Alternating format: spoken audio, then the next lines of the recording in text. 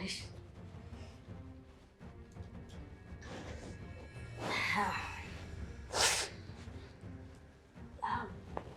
મીરા, મીરા, શું છે મમ્મીજી? કઈ જોતા હોય તો વચ્ચે વચ્ચે શું બોલતા હોય? લે એમાં શું વચ્ચે વચ્ચે બોલવાનું? હા, મંદિરેથી આવી તો થાકી ગઈ છું. કહું છું કે પાણીનો ગ્લાસ લઈ આવ ને બેટા. શું? હા, મંદિરેથી આવી છું તો હા જો ને કેવો થાક લાગ્યો છે. હાફી ગઈ છું. પાણીનો ગ્લાસ લઈ આવ, પીવડાવે ને તો હા નીચો બેસી જાય. મમ્મીજી, તમે ક્યારે માર્ક કર્યું છે કે મંદિર આપણા ઘરથી કેટલા ડગલા આગું છે?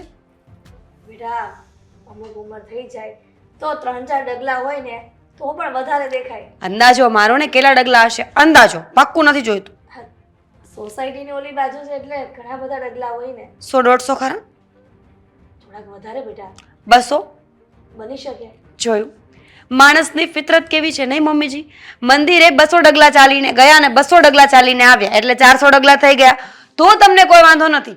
પણ અહીંયા સોફા પાસે પહોંચીને અહીંયાથી 4 ડગલા ભરવા પડશે તો તમને વાંધો પડશે. તમે જાતે પાણી ન પી શકો? પણ બેટા વહુ છે તો પછી એને ચીંધી ન શકાય? એમ તો મંદિર ઘરમાં છે તો ત્યાં શું કામ જવું પડે છે? કારણ કે વ્યક્તિ કે ભગવાન જ્યાં સારા લાગતા હોય ને ત્યાં સારા લાગે અને જેટલું જેને કામ ચીંધાતું હોય એટલું એને ચીંધવાનું હોય. મને એ સમજ નથી પડતી મીરા બહુ કે તમે આવું વર્તન શું કામ કરો છો ઘરમાં? હવે તમને દીકરી ગણું કે વહુ? મારે તમારી દીકરી નથી થવું, હું તમારી વહુ બરાબર છું. બોલો. હા, ખાઈ નહીં, ખોટી જગ્યાએ પાણી માંગી લીધું તો સાચી જગ્યાએ માંગો ને. દામિની, દામિની, આ સાસુમા માટે પાણી ભરીને આવ. 400 ડગલા ચાલીને થાકીને આવ્યા છે બિચારા. હવે 4 ડગલા ચાલી નહીં શકે ને. ચા પીશું? આ ચા પણ મૂકી જ દેજે ને, વળી 5 મિનિટ રહીને બીજું કામ ચીનશે. રહેવા દે ને, પાણી પણ જાતે લઈ લઈશ અને ચા પણ જાતે બનાવી. ના ના, હવે બેસો. હું તો મજાક કરતી હતી. મને લાગ્યું કે તમે ગુસ્સે થઈ જશો પણ તમે તો બહુ સારા છો. પગ દબાવી આપું? ના ના, રહેવા દે ને, પગ પણ નથી દબાવવા. ખાલી તારું વર્તન સારું રાખે ને તોય બહુ છે. લો, મારા વર્તનમાં ક્યાં જીવડા પડ્યા છે? બરાબર તો છે. જીવડા પડે ને તો એને દવા છાંટીને પણ મારી નખાય, પણ જીવડા નથી પડ્યા. સમજી? સમજી. કેટલું ઉગ્રતાથી બોલતા આવડે તમને તો. મને લાગ્યું કે તમે તો ભોળા છો પણ હા, ખોટી વાત હતી મારી. માણસ છે ને એનું વર્તન ક્યારેય ન છોડી શકે. બીજું તો ઠીક મમ્મીજી, સોસાયટીની પંચાયત કેટલીક કરી, કેટલીક મારી વાતો કરીને આવ્યા. મીરા બહુ શું મીરા વહુ? કહી દો ને. લોકોને કહ્યું હશે ને કે મારી વહુ તો મારી સાથે ઠીકથી બોલતી પણ નથી, ઘરના કામ નથી કરતી, મને સામા જવાબ આપે છે, બ્લા બ્લા બ્લા બ્લા બ્લા. ત્યાં મંદિરે ભગવાનનું ભજન કરવા ગઈ હતી, નહીં કે ઘરની વહુની ખોલણી કરવા. અને મારામાં ક્યારેય એવો સ્વભાવ નહીં આવે કે હું ઘરની વાત બહાર કરું.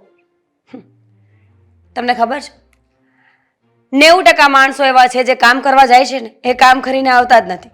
જો તમે વિચાર કરો, માણસ લગ્નમાં જાય તો જરૂરી છે કે હોટ ટોપિક લગ્નનો જ હોય કે વહુ અને વરાજો શું કરે છે જોયા જ કરે? નહીં ને, ક્યારે ફેરા ફર્યા, ક્યારે હસ્તમેળાપ થઈ ગયો, ક્યારે જમણવાર થઈ ગયો, કાંઈ ખબર હોતી નથી. એવી જ રીતે માણસ જ્યારે શમશાને જાય તો એ રોયા જ કરે.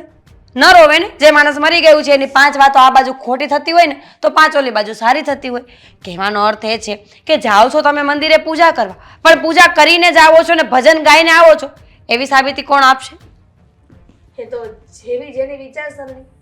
કદાચ તારા વિચાર એવા હશે એટલા માટે તું આવું કહેતી હશે. વિચાર નહીં મમ્મીજી, એને અનુભવ કહેવાય. અચ્છા, એટલે તું પણ એવું કરતી હશે તો જ ને.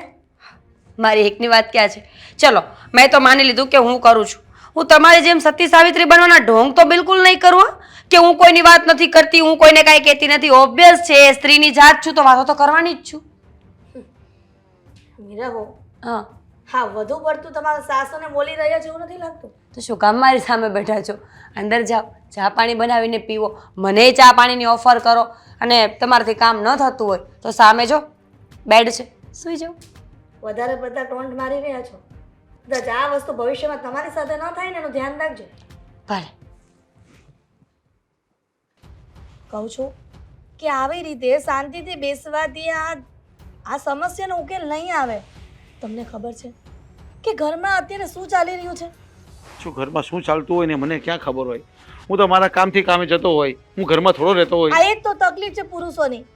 પુરુષોને આખો દિવસ ઘરની બહાર રહેવું છે અને ઘરમાં આવીને કાંઈ ધ્યાન નથી આપવું કે ઘરની વહુ કે હા મારી ઘરવાળી શું કરતી હશે.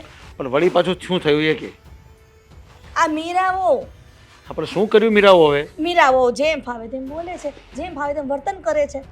આ કઈ માણસની રીત હોય? માણસને સહન કરવાની શક્તિ હોય ને ત્યાં સુધી સહન કરે, પણ ક્યાં સુધી સહન કરે? અરે પણ મીરા વહુનો સ્વભાવ જ એવો છે તો હું શું કરું? તેમાં નાની વહુનું શું વાંક? આ જેમ ફાવે તેમ બોલે છે. દામિની વહુ બિચારી શાંતિથી બેઠી હોય તો જેમ ફાવે તેમ મેણા બોલે છે. આ એને કહીને મને પણ સંભળાવે છે. અરે પણ તું આ ઘરની સાસુ છે, તું આ ઘરની વડીલ છે, તો તારા વચ્ચે પડીને લોકો અટકાવવા જોઈએ કે તમે શું કામ આવી બધી વાતચીત કરો છો? તારે સમજાવવાના શાંતિથી. જુઓ આ તમે જે કહો છો ને બધું બરાબર છે કે જે પણ કંઈ કરે છે, જે પણ કંઈ કહે છે તો વચ્ચે પડીને તું બધું સુલઝાવી દે. મારી પણ હદ હોય છે સુલઝાવવાની વાતને, પણ આ છે ને આ માથા પરથી પાણી જાય છે. આ કેટલી સમજાવી મીરા વહુને? તો પછી આવી નાની નાની વાતમાં જો ઘરવાળા મરદ માણસો વચ્ચે પડતા હોય ને તો પછી તને ખબર છે ને આ લાંબી લડાઈ થાય પછી. થાય તો થાય, હવે જે થાય ને એમાં જોઈ લેવું છે. પણ આ થોડી વાર પહેલાની જ વાત છે સવારની. આ મીરા વહુ આ કોઈકને બોલીને મને ટોન્ટ મારતી હતી. મેં કહ્યું કે તું મને જ કહે છે ને તો મને એમ કહે છે કે ભગવાને કાન શું કામ આપ્યા છે? આ એક કાને સાંભળો ને એક કાને કાઢી નાખો વાતને. તો ક્યારેક ક્યારેક તું પણ ટોન્ટ મારતી થઈ જાય ને, તું શું કામ ગભરાયા કરે છે? જો તું એના- સાસુ છે આ ઘરની, એ થોડી સાસુ છે? દેવાંગના પપ્પા બધી વાત સમજુ છું કે હું સાસુ છું આ ઘરની, આ ઘરમાં એ મારી વહુ છે, પણ આ જમાનો જ અત્યારે એવો છે કે સાસુનું કોઈ માનતું જ નથી. તો પછી હવે આમાં શું કરીએ બોલ? એના ઘરે ફરિયાદ કરું? શું કરીએ? આવી નાની નાની વાતમાં એના પપ્પાને કે એના ઘરે ફરિયાદ નહીં કરાય, આપણે અંદર સમજાવી લેવાનું હોય. અરે છો નહીં બોલતી, તારે કંઈ બોલવાનું નહીં. બેને તારે બંને પક્ષમાં જ વાત કરવાની, કોઈ એક પક્ષની વાત જ નહીં કરવાની, કોઈને ખોટું નહીં લાગે. એટલે જે થાય છે જોયા કરો. અરે જ્યાં બંને બોલ પક્ષમાં સિમિલર વાત કરવાની. જ્યાં જ્યારે બોલવા જેવું લાગે ને ત્યાં બોલવાનું. આ મારું બોલ્યું જો ચાલતું હોત તો પછી આ મીરા વહુનો આટલો બધો પાવર વધ્યો ન હોત. હું એમ કહું છું કે તમે આ દીકરાને કોને? અરે એને તો હું સમજાવીશ જ, પણ હવે તું જેટલું ઘરનું સમજાવી જાય ને ત્યાં સુધી વધારે સારું. પણ દેવાંગને કહેવામાં શું વાંધો છે? અરે હું તમે એમ કહીશ કેમ ને. નથી કહેતા કે દેવાંગને હું કહું છું એમ? અરે હું દેવાંગને કહીશ એમ તો કહું છું કે હમણાં ફોન કરી દેવો એને. અરે એને સમજાવીશ, એને કહેવાય કે ભાઈ તું તારા ઘરમાં બી થોડું ધ્યાન આપ, થોડું કામ ધંધો બી કરતો હોય તો કાંઈ વાંધો નહીં, પણ તારા ઘરમાં તારી ઘરવાળીને જરાક સમજાવો કે આ ઘરમાં નાના મોટા ડખા નહીં કરે, તારી મમ્મી મારું માટું ખાઈ જાય છે પછી. માથું ખાવાનો શોખ નથી, બરાબર? અરે પણ ઘરમાં આવું આવું ચાલ્યા કરશે ને તો માણસ આમ મગજ વિકૃત થઈ જશે પછી. નહીં અમારા ધંધામાં ધ્યાન લાગે, નહીં ઘરમાં ધ્યાન લાગશે, એ લોકો વાતો કરશે પછી. જો જે હોય તે, પણ હું મીરા વહુનો પાવર ઘરમાં નહીં ચલાવી લઉં. હા નહીં ચલાવી લેતી, હું સમજાવી દઈ દેવાંગને, બસ એને કહી દેવા કે તારી ઘરવાળીને સમજાવી દેજે, અને જો પાવર કરતી હોય ને તો પાવર થોડો ઓછો કરી નાખે બસ. પણ કરે ખરા પાવર, ઓછો કરી નાખે પણ કરે ખરા, એમ ને? અરે ભાઈ ધીરે ધીરે પાવર બંધ થઈ જશે એનો, એવો સમય આવશે ત્યારે એ બંધ થઈ જશે બંધ. સમજ નથી પડતી કે કઈ દુનિયામાં જીવે છે આજી. અત્યાર સુધી વહુના શોખ હતા તો વહુ ઘરમાં લાવ્યા, હવે વહુ માથા ભારે નીકળી તો ઘરવાળાને સમજાવીએ છે તો એ સમજતા નથી. તો મારી વાત સાંભળ, આ બધી વસ્તુ છે ને કે ચીપડું નથી કે ચાખીને લઈ લઈએ, બરાબર? એટલે હવે આપણે સમજાવવું પડે ને, એ આપણી સાથે આવી જશે, આપણી વાતમાં આવશે, પણ આપણે સમજાવતા આવડવું જોઈએ. બિચારી દામિની વહુ કેવા કેવા સપના લઈને આ ઘરમાં આવી હશે. જો તું છે ને આ બિચારી બિચારી નહીં કર્યા કર, તારા માટે બંને સરખી, આપણા માટે બંને સરખી છે. મારા માટે કોઈ સરખી નથી. મીરા વહુ એનો પાવર ઓછો કરશે ને બોલવાના ટોન્ટ ઓછા મારશે ને તો મને એ ગમશે. અરે પણ આપણે તો બંને સરખી રાખવી પડે કે નહીં? હું નહીં રાખું. તો નોખા થવું પડશે, ઘર જુદું થઈ જશે પછી. એ જોઈ જશે, પણ મીરા વહુને સુધારવી એ હવે મને એવું નથી લાગતું કે મારા હાથમાં રહ્યું છે. એટલે તમારે જ દેવાંગની સાથે વાત કરવી પડશે અને બધો આ વાતનો નિર્ણય લાવવો પડશે. ઠીક છે, આજે સાંજે દેવાંગને વાત કરું છું, એ સમજાઈ દેશે બસ. કે તો પછી એમ કહો ને પ્રેમથી કે હું સમજાવી દઈશ. તમે એમ કહો છો બંનેને સરખી રાખવાની, આમ છે તેમ છે, હું સરખી નહીં રાખતી હોય. હું આજે દેવાંગને એટલું મસ્ત સમજાવી દઈશ કે તારી ઘરવાળીને એકદમ શાંતિથી સમજાવજે કે મમ્મી સામે બોલે નહીં અને દામિની સામે પણ નહીં બોલે. બસ હું આમ સમજાવી દઈશ એકદમ શાંતિથી, જેમ તને હમણાં સમજાવી દઉં. હવે તું થોડી સમજી જાય તો સારું. તારા સ્માઇલ આપની તારો મોઢામાં. સ્માઈલ તો આખી જિંદગીમાં ગઈ છે તો ગઈ છે, હવે પાછી નહીં આવે. હા ચાલ, હવે આટલી બધી મસ્ત સ્માઇલ છે ને તો આજે સાંજે પનીર પકોડા બનાવી દેજે છે. મસ્ત જે પનીરના પકોડા ખાવા છે, ઠીક છે? હા વાંધો નહીં.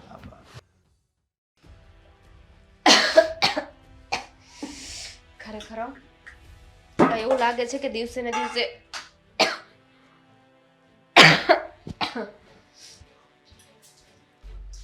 ક્યારની શું ખાસ ખાસ કરે છે રસોડામાં? મોઢે આડો હાથ રાખ. રાખું છું. જમવાનું બની ગયું? ના, નથી બન્યું. કેટલી વાર છે? ભૂખ લાગી છે મને. હું ટ્રાય જ કરતી હતી, પણ એવું લાગે છે કે આ તબિયત છે ને બહુ વધારે ખરાબ થતી જાય છે. તો હું તમને બોલાવવાની જ હતી કે ભાભી દવાખાને જવું છે. હા તો વાંધો નહીં, ચલ દવાખાને જઈએ. દવાખાને તો જઈ આવશું, પણ એ કહેવાનું હતું કે મારી તબિયત અત્યારે સારી નથી ને, તો અત્યારની રસોઈ તમે કરી નાખો, સાંજે હું બનાવી નાખીશ. થઈ ગયા ચાલુ નાટક? ખબર જ હતી મને, એટલે જ સર્વપ્રથમ આવીને પૂછ્યું કે જમવાનું શું છે. તને શરમ નથી આવતી? જ્યારે રસોઈનો સમય થાય એટલે બસ એની તબિયત બગડી જ જાય. શું બોલો છો ભાભી? કામ તો કરાવું છું ને, અને કયા કામમાં મેં પાછી પાની કરી? અને આમ જોવા જઈએ ને તો ખોટું ન લગાવતા, પણ બધા કામ તો હું જ કરું છું. અચ્છા, તો હું શું કરું છું અહીંયા? મને તો એ જ ખબર નથી પડતી કે હું અહીંયા શું કરવા માટે આવી છું. બોલો. જો નખરા બંધ કરી દે તારા.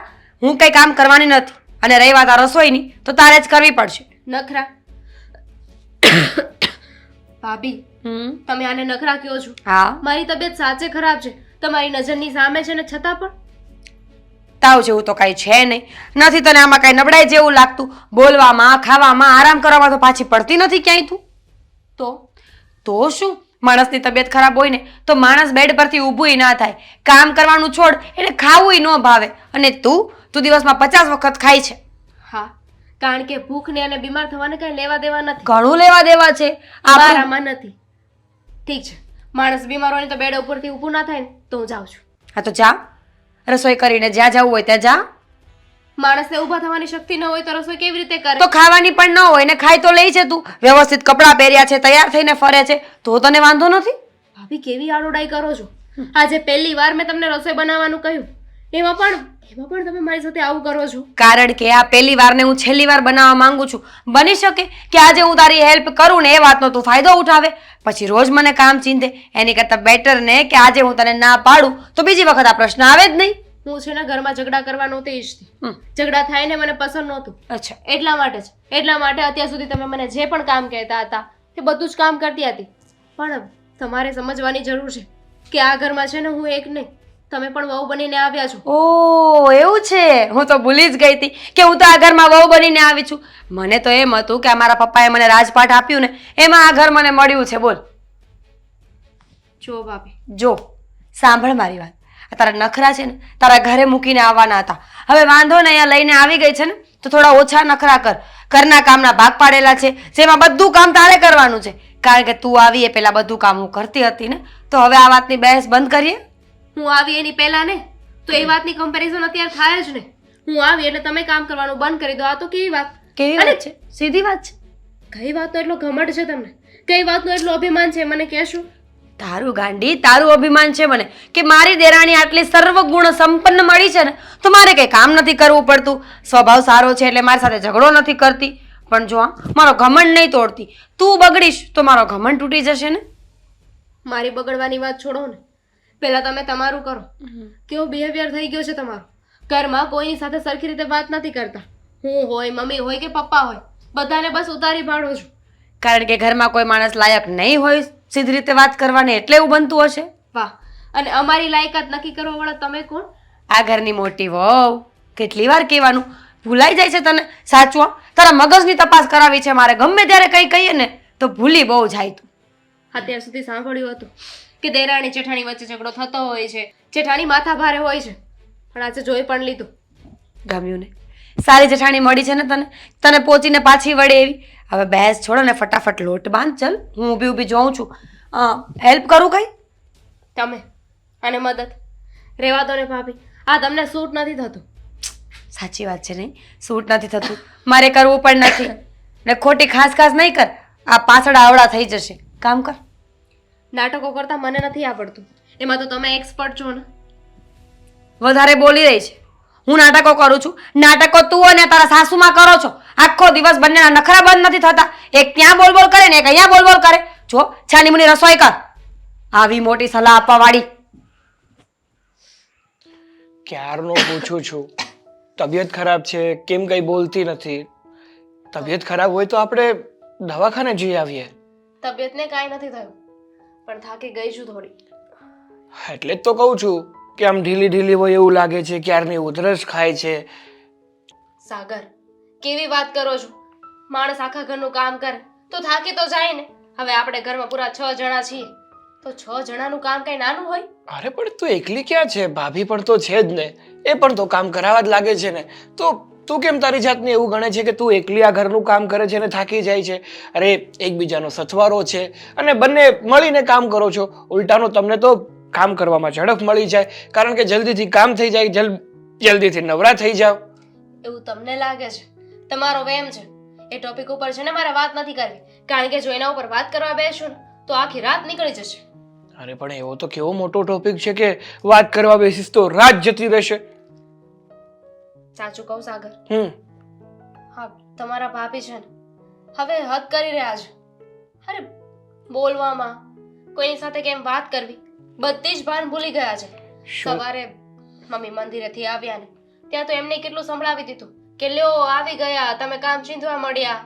મારું નામ દઈને કંઈક કહેતા હતા. હજુ તો જાઓ ને એની પહેલા તો એમને ઝઘડો ચાલુ કરી દીધો હતો. અને પછી રસોડામાં હું કામ કરતી હતી ત્યાં પણ મને કેટલું કહ્યું. મેં એમને કહ્યું હતું કે આપણે બંને સાથે મળીને કામ કરી લઈએ, પણ ના પાડી દીધી. સમજાતું નથી હવે ભાભીને શું થાય છે ને એ જ નથી સમજાતું. કારણ કે જ્યારે જુઓ ત્યારે બસ નાની નાની બાબતે ઘરમાં કેવી રીતે ઝઘડો થાય ને એવો જ ટોપિક શોધી રહ્યા હોય છે.